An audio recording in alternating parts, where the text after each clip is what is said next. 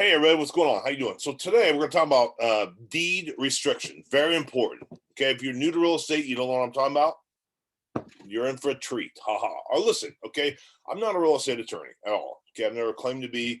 This is not a real estate legal advice video course, but this is practical business advice. Okay, if you're in any kind of real estate, okay, be it fix and flip, certainly wholesaling, you're going to be a landlord, or whatever. You need to understand how the deeds work.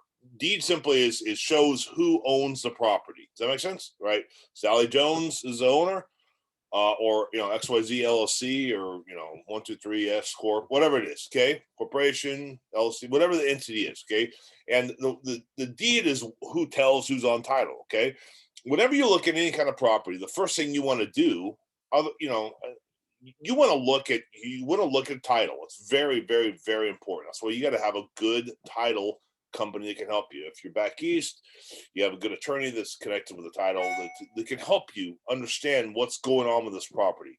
This kind of stuff could kill you if you don't. I mean, if you don't know what's going on the title of the property, bad things can happen to you. Okay, you can get sued. You can end up buying a property you think's free and clear, and there's actually 150 grand owed on it, and you got to, whatever. It's all these bad things. Okay, potentially. So you need to understand how pull title and see what's on there. Okay, one of the things, and specifically in this video, I want to talk about what's called a deed restriction. Okay, and you're going to come across this sometimes.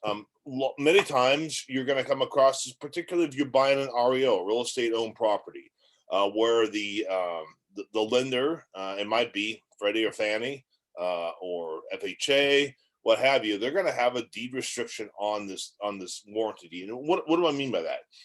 Essentially, a deed restriction is it's going to be on the deed itself. There's going to be a transfer, okay, from the seller to the buyer, and in the deed itself, there's going to have language on there that's going to restrict this deed. And it might be like, this property cannot be sold for a period of 90 days or maybe 180 days. Okay, so you can't transfer that title at all for that time period. Okay, so what does that mean for you? If you're a wholesaler in particular, you think, wholesaler guys call me up, hey, I'm gonna put some offers in bank owned property. I have some cash buyers and all. Well, that's great, but you might want to take a look at that deed, because how's that set up? Because if there is a deed restriction on that, you're not going to be able to do an ABC transaction. You're gonna be stuck holding that property for 90 days, 180 days. That makes sense. So deed restrictions are really important. All right. It may also say something like, if you buy a property from an REO, you can't encumber the property for more than 20% or 30% of what the value of the property or what you bought it for. Does that make sense? So let's say you buy a house for 100 grand. Okay. And you're thinking, okay, well, I'm gonna get a loan, rehab loan. I think it's going to cost me 30 grand to, or 40 grand to rehab it. You can't go out and get a deed of trust or a mortgage or whatever for 140 grand on top of that property, encumbering the property with $140,000 so that you can do the rehab. All right, because in the deed itself, the deed restriction restricts this, and you can only do, say, 10% above it. So maybe you could get a loan for $110,000. Well,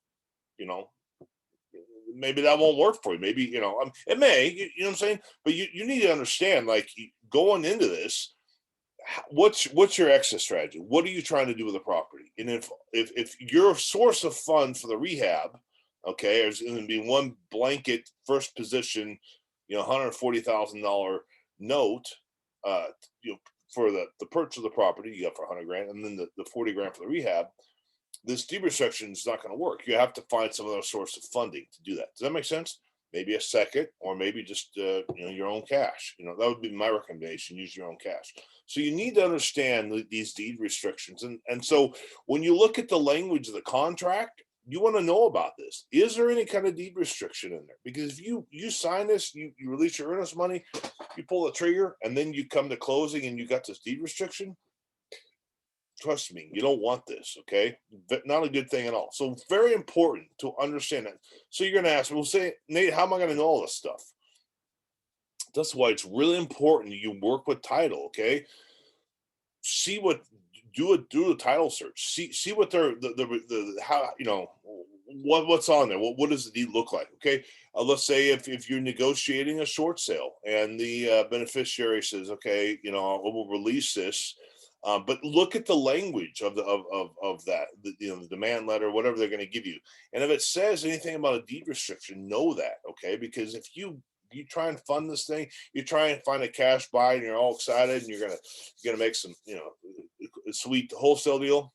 It won't work because the deed restriction won't let you. Okay, so very important. Uh, you just do your due diligence. Very important. Okay, so I hope this helps. If you have any questions of this kind of stuff, give me a call. Call me right down here, or send schedule a appointment. We'll do a strategy session. I want to help you. You can do this. So much money to be made. You just got to be wise in this business. Okay. Don't get taken advantage of. A lot of people out there trying to do that, with you. Be wise. Go into this with both eyes open. Build those right relationships with title. It's really going to help you. Okay. So give me a call anytime. Schedule an appointment. I'm here to help you. God bless. You can do this. Talk to you soon.